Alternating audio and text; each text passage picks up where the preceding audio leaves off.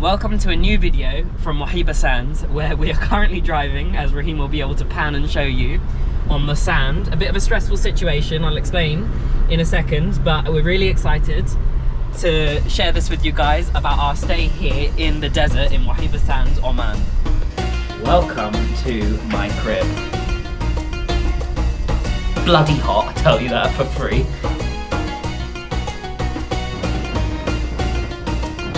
Right now is that I have literally just got sand everywhere. Okay, so before you're allowed to enter the desert, you have to lower the tyre pressure of your car. So this gentleman at the petrol station very kindly has agreed to do that for me.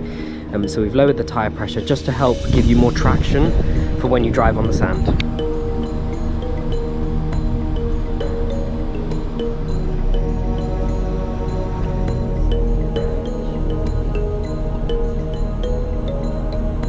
Hello, darling. Hello.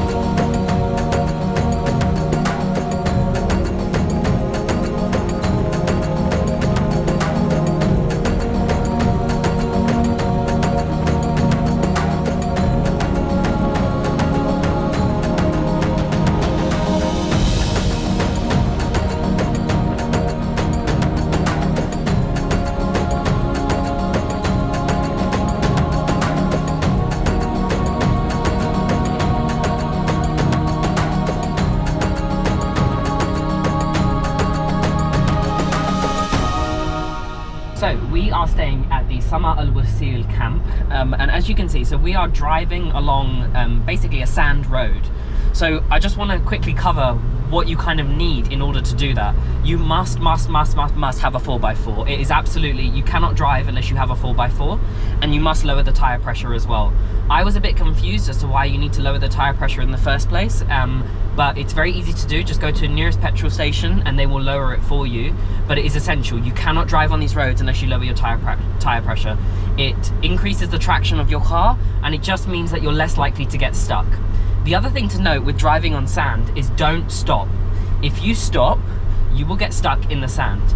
If by any inconvenient and unfortunate chance that does happen, what you want to do is you want to reverse. Don't drive forward, otherwise you're going to get stuck in the sand.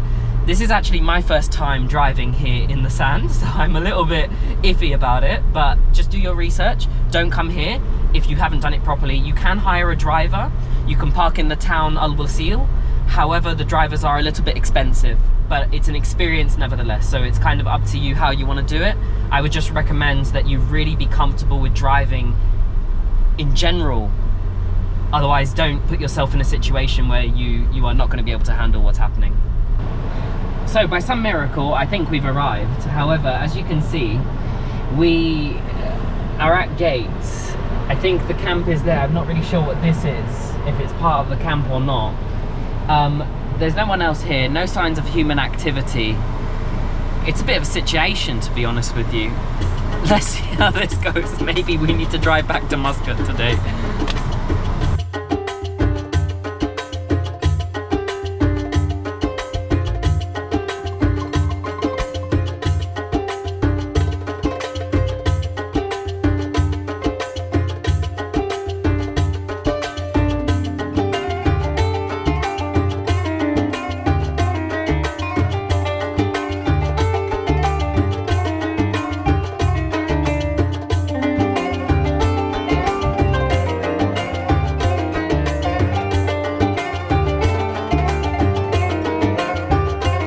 Welcome to my crib. So, ladies and gentlemen, as you'll see, we are here in the desert. Bloody hot, I tell you that for free.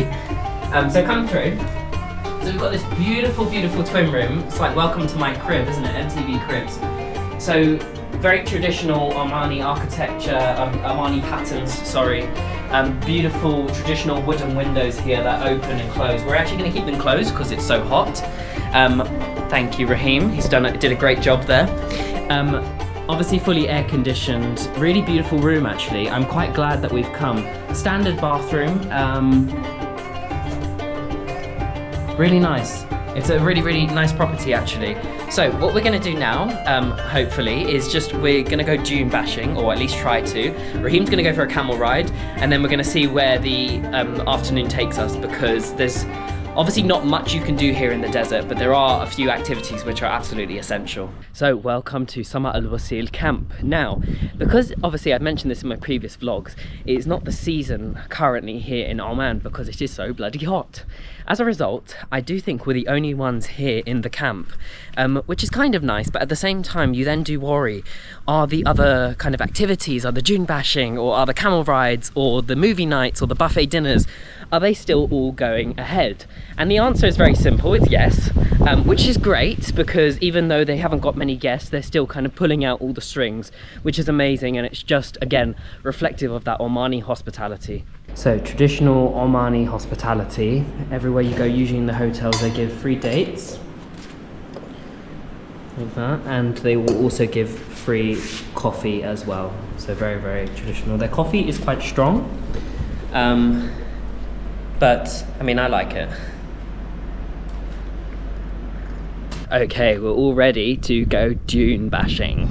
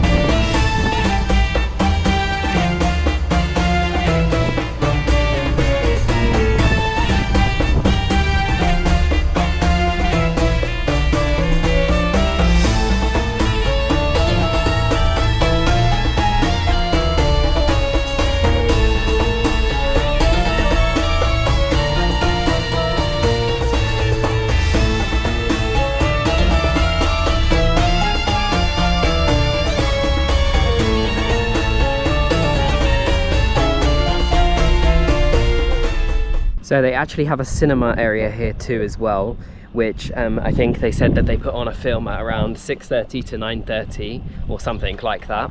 Unfortunately, the sun has kind of already set, but we are still here in golden hour, the hour before sunset. And there was the opportunity to kind of walk up the dunes, you know, walk to the top and, you know, get a panoramic view of the sunset and the camp. Unfortunately, it was, I don't know, there's a little bit of a heat wave. It's about 47 degrees here in the desert, which is absolutely crazy, and there are flying cockroaches. This is too much for me, thank you. So unfortunately, because it is so hot, we just basically decided not to go up the dune. However, you can go up the dune and see a good sunset, and there are also some sandboarding. How cool! So you can actually walk up, which I'm kind of trying to do. I wasn't going to, but here we go. And there's a string that you can pull to help you get up to the top of the dune. It's really stunning, it's really stunning. I think this is such a unique experience, and I know they do it in Dubai, they do it in Jordan, they do it in Saudi Arabia, but it's a really special experience, and I think if you're coming to Oman, it just tops it all off, really. You've got the nature, you've got the greenery, you've got the wadis, you've got the city, you've got the desert. It's stunning. Okay, so I have made it to the top of the sand dunes. I feel a little bit bad because I told Raheem I was going for 5 minutes and then I just climbed up the dunes. Really stunning, really, really beautiful. We have unfortunately missed sunset, but I mean, that's the camp right there. It's absolutely stunning. And you can see there's no real road, but that's what takes you back to the city of al-Wasil. So it's such an impressive place, it really is. I would highly recommend to anyone coming here, make sure you come, and I'm really, really excited about dinner, which I think is going to be a buffet, hopefully, fingers crossed. So I'm trying to use one of these sandboard things I don't know how it works. Like, does the string go between my legs and do I lie back or what? Because it doesn't seem to be moving. So like, all that's happened right now is that I have literally just got sand everywhere. This is just not... Like, how the hell do you use these things? Why? This is so embarrassing. Come on. Come on. Disaster, absolute disaster, but look at that view. Wow, wow, wow.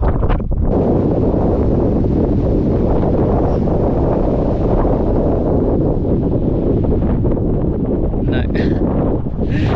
Okay, so we are here at dinner, and it's Indian food, which is interesting. And we're sitting on kind of like the cushioned, like a traditional Omani way, and we're joined by two friends. Let's turn the flash off for them. Hello. Hello. Come. Shh. Meow. Meow. Where's your friend? Hello. Come. Come, come. Come, come. Meow. Meow. Okay, good morning. Bright and early this morning. We are out here in the desert, in the middle of nowhere, because Raheem is on a camel. So I have been on a camel in my time, so I'm not actually going to do it, but Raheem's never been on a camel, so I told him that it's kind of a must-do thing when you come to the desert. I do think it was a little bit expensive. It was around 6 riyal for a 10-minute journey, which is around £12, and I do think that is expensive. However, you know, you're in a resort in the middle of nowhere, so of course it's going to be expensive.